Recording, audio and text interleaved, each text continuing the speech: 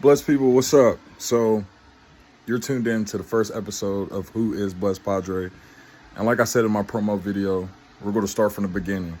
So, in this first episode, we're going to be talking to my mom and dad, all right? And my sister.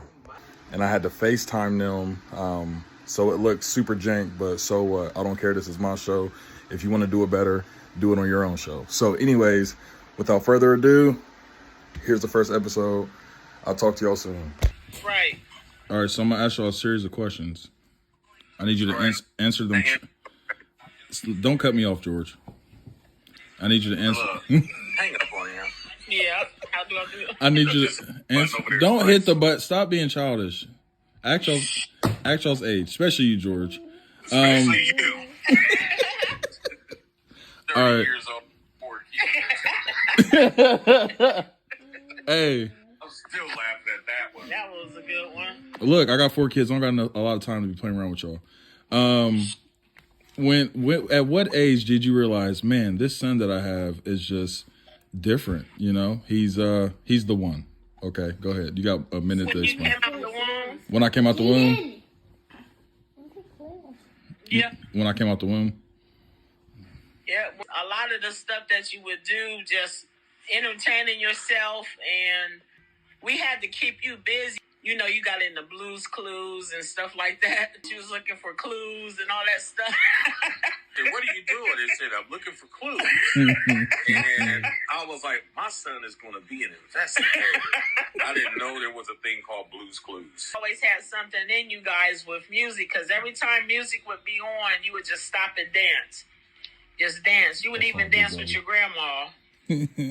She would dance with you and stuff, but When you was little, you was fearless. very. You were doing things that I was like, man, what is this boy doing now? Trying to jump the gate and your feet get caught in You it. got clanked up. Flipping off the top of the bunk beds. What age was I when I overdosed?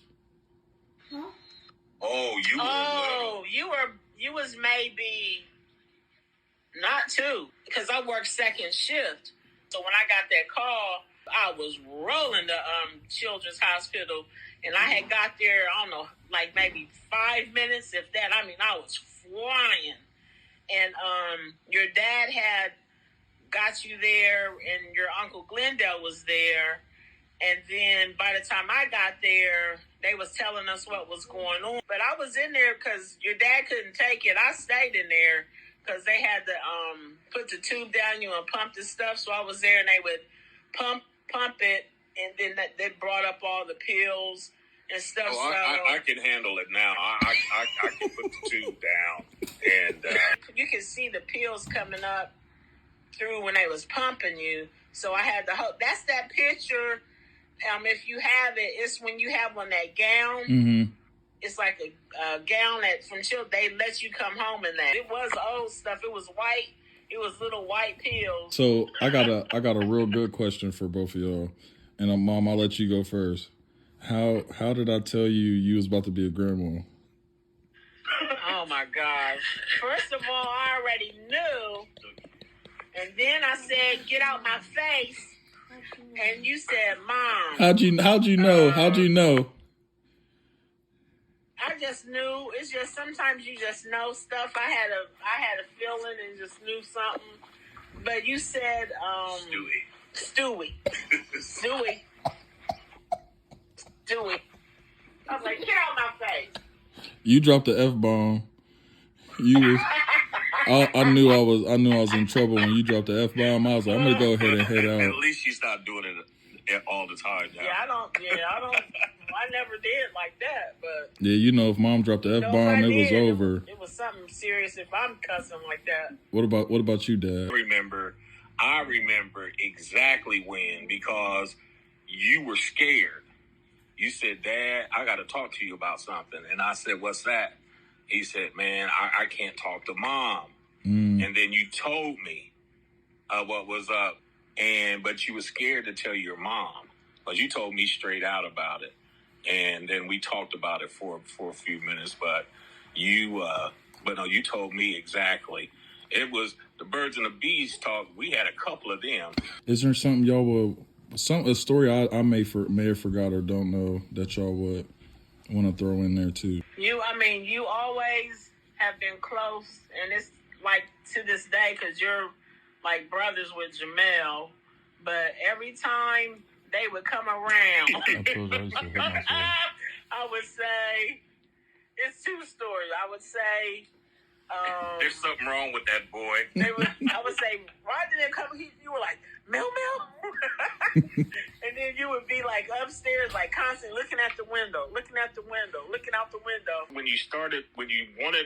When I took you over and the first time you ever met Vic, and he said, hey man, he said, shoot, you want to play some football? I said, man, he's only 4 years old. He said, we could put rocks in his pocket. I'm so glad you got into football because I didn't worry about you flipping through the house tearing up stuff. So, but you was naturally at it, and that's the thing. And yeah, it was a natural. Yep. And it was so funny watching you out there playing because it was entertaining. One is that you all quiet and everything, and then all of a sudden you turned into this other person. Yep. And I know, and it amazed me, your mother, and I know it amazed the coaches and stuff because you played above your age bracket all your life. All the time. What I most now is just how proud I am of you. How proud I am of the responsibility you've taken upon yourself to do what you're doing, but how you maintaining, our family, and I love you. Son. Yeah, and you had no choice but to, because you was gonna do it. You had no choice because there's so many people out here now that they just want to be baby makers, and they're not in their kids' lives and stuff. And that's what I love about you too, because you can sense and people gravitate to you, so you can talk to them and tell them stories and be like a big brother.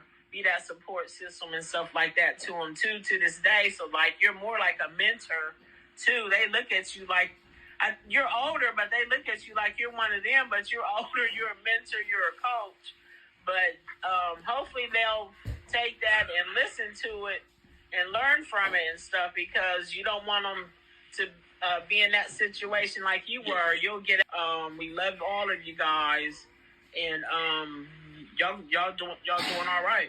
For sure. And before I move past it, Dad, I love you too. I love you too, Mom. These Do you really? Y'all, Do you really? Shut up, George. We got my sis on here. So, D, obviously this is the first episode, and so I asked Mom and Dad. I was like, "When did you know I was him?" And Mom said, "When I was in the womb." So, I'm gonna ask you something similar. When did you know I was different?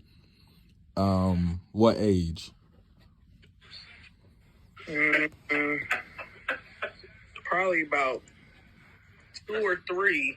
I knew then, you know what I'm saying? Cause we come from nothing but greatness.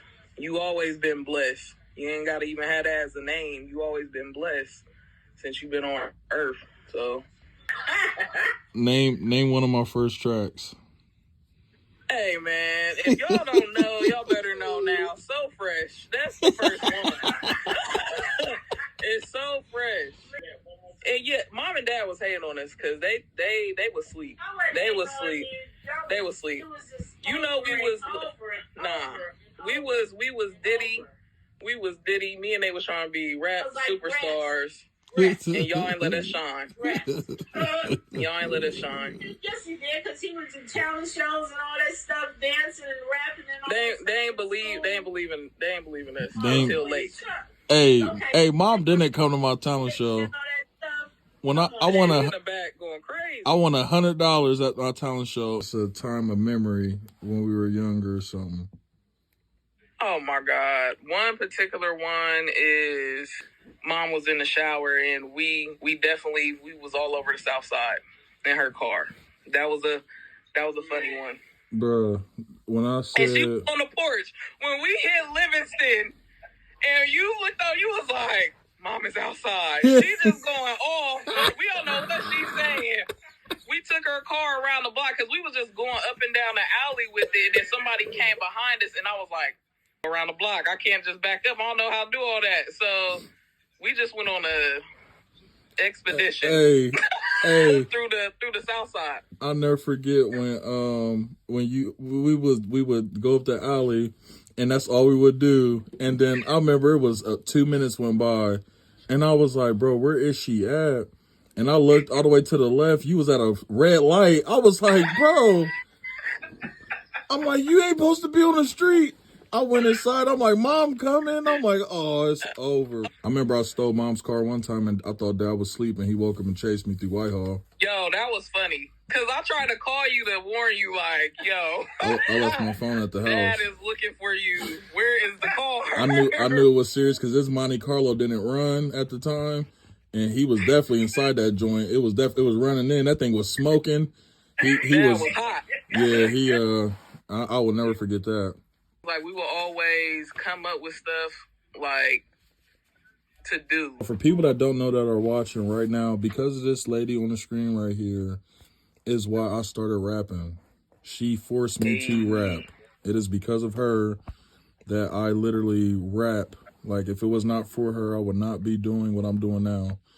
So we tied the girl talk girl to a string, and me and bro did the chorus. So fresh. I don't know if you remember so that. Fresh, I'm so fresh, I'm so fresh. I'm so fresh with my style. So fresh with my smile. I'm so fresh. Oh, bro. But yeah, like, cause you will always be paying attention to me when I was writing and trying to record. My thing with getting Nate to rap, I was nervous to perform in front of everybody and just, speak, but he wasn't, and I knew that he had it. Like he's been the one. He's been blessed. You know what I'm saying? Like, so I'm definitely proud of you, and you got to keep going. You got to keep turning up, because you're not the typical gospel, you know what I'm saying, Christian rapper. You just Nate that rap. You know what I'm saying? You just rap. Yeah.